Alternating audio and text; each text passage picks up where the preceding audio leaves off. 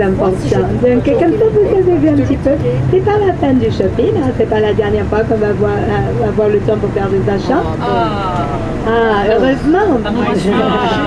Mais ça brûle, on dit ça brûle un coup dans la poche. Hein. C'est ce que ma mère aurait dit, c'est tout qui brûle un coup dans la poche. Hein. Tu peux pas attendre pour démonter. Les arbres un peu fleuris, tu l'as, ils sont des logestromia. Et en fait, c'est la fin du floraison de l'ogestromia. Des fois en France, on l'appelle le lilas d'Inde, mais c'est pas un lilas.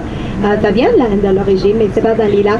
Le nom latin, c'est... il fallait qu'il passe on est dans un bus, donc on ne peut pas faire demi-tour. Vous voyez, donc il a dû faire le tour du bloc pour aller dans ce sens-là. C'est le problème des sens uniques. Quand on a un grand bus, on doit faire tout le tour pour aller dans l'autre sens. Parce que nous, on était garés devant l'hôtel limite, mais allons par là. Et nous, on va par là. Vous voyez. Donc il a dû faire le tour. Voilà. Oui, oui, oui. Très bien. L'hôtel limite, c'est nouveau.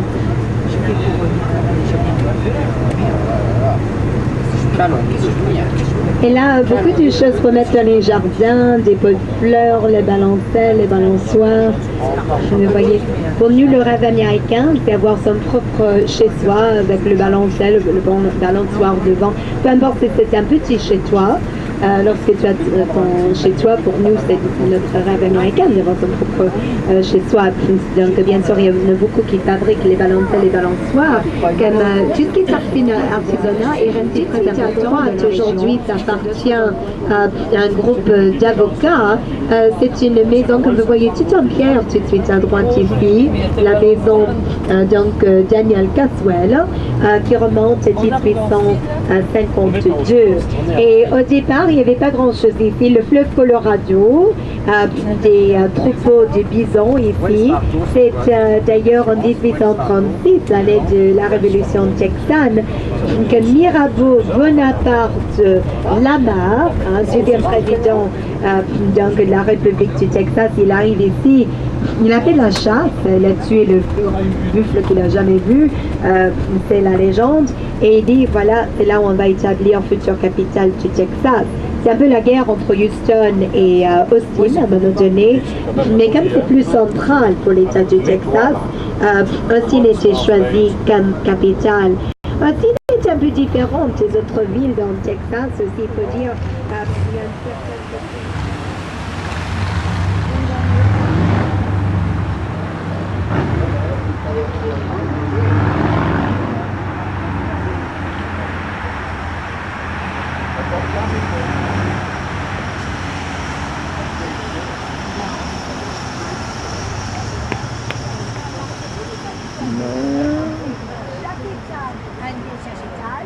Et le bâtiment gouvernemental, ça s'appelle un Capitole. Donc, il y a 50 Capitoles aux États-Unis. C'est celui qui est le plus haut. Il fait 102 mètres de hauteur. Et là-dessus, en zinc, il y a la déesse de la liberté. Et dans la main, elle a l'étoile du Texas, que vous voyez tout là-haut. Ils sont arrivés, d'ailleurs, la construction a duré 7 ans, jusqu'en 1888, pour remplacer l'ancienne qu'ils avaient construite dans les années 1830. Suite à l'incendie, ils ont voulu construire justement un Capitole digne, donc au peuple du Texas. Et là où ça va se passer. Ensuite, ils envoient de l'autre côté, c'est-à-dire au Sénat. Et nous irons maintenant au Sénat. Vous verrez qu'ils sont beaucoup moins nombreux de ce côté. Ici, ils sont élus pour 4 ans. Les sénateurs sont élus pour 6 ans. Il y a combien de tous? C'est que 12 pays. C'est tout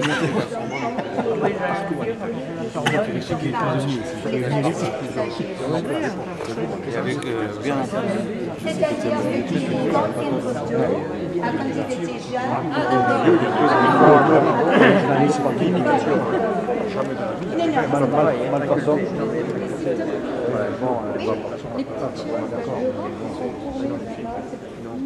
Par exemple, quelqu'un va faire une présentation et vont venir parler au public. Avec eux, ils vont avoir des aides, plusieurs personnes.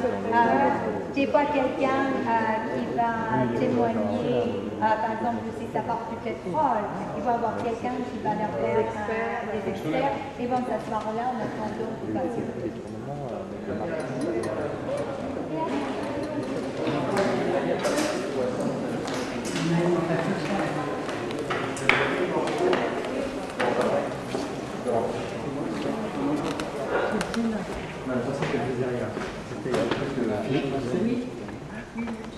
Je ne sais pas, une fois qu'il se décide dans la Chambre des députés des lois qui présentent au Sénat, le Sénat va regarder, va changer, va faire des modifications, il va retourner là-bas, il a le va et le vient, et au moment où ils arrivent à faire le vote, une majorité accepte la loi dans les deux chambres, ça passe au bureau du gouverneur. Il faut qu'il signe pour que ça devienne une loi. S'il n'est pas d'accord, il peut dire non, je ne suis pas d'accord, ça s'appelle un veto. Et après ça, commence à faire des vrais casinos. Alors, chaque membre de la tribu reçoit une partie de leur gain, mais une partie donc de l'argent va aussi vers les écoles, les universités. Ils touchent 10 000 $ par mois par membre de la tribu. Donc ces Indiens sont devenus très riches. Les Séminoles ont aussi eu beaucoup de succès en Floride parce que l'État n'autorise pas les casinos. Ils sont que dans les réserves indiennes. Mais dans la région, on va déjeuner sur place aussi, donc dans le village de Veco, un restaurant cajun cette fois-ci, et puis on va voir leur pont suspendu, c'est un pont très célèbre, puisque c'était un premier pont fait par une compagnie du New Jersey, c'était, si vous voulez, le modèle pour le Brooklyn Bridge à New York, donc c'était le premier pont suspendu et c'était pour le bétail autant que les hommes à cette époque-là. Aujourd'hui, c'est piétonnaire.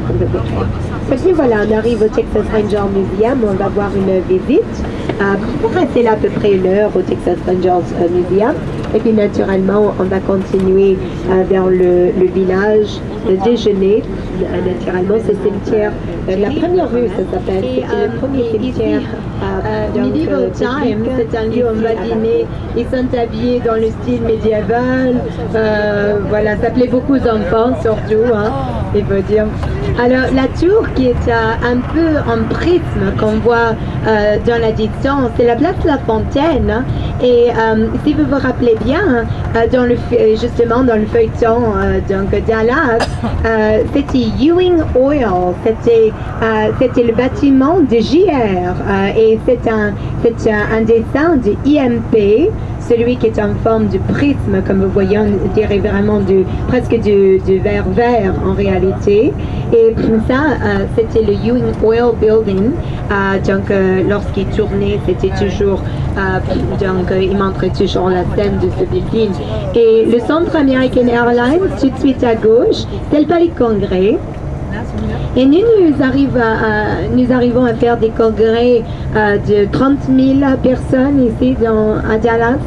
Bien sûr, ils sont hébergés partout autour et toujours se disent comment se fait-il qu'on n'est pas dans le centre. À vrai dire, c'est un centre d'affaires. Il y a très peu de gens qui vivent dans ce centre. Et regardez comment il est beau, ces dessins de IMP. On va passer juste devant parce qu'on va quitter l'autoroute. Devant nous, la tour qui est toute seule, c'est la tour de la Réunion. Et au-dessus, il y a un restaurant, comme d'habitude, qui tourne avec la vue panoramique. Ça porte le nom d'un groupe de socialistes français qui sont arrivés avec un monsieur qui s'appelait Victor Prosper Considérant. Ils étaient des beaucoup à la Nouvelle-Orléans et les autres sont arrivés ici à Dallas où ils étaient professeurs, artistes par exemple, et d'autres travaillaient dans l'artisanat. Là, nous avons une belle vue de la place de La Fontaine. Normalement, on avait prévu quand on a construit ce bâtiment en 1980, on a prévu une autre tour à côté, mais avec la chute pétrolière, ils ont fait que cette tour-là, et tout autour il y a des fontaines, c'est pour ça qu'on appelle la place de La Fontaine, justement.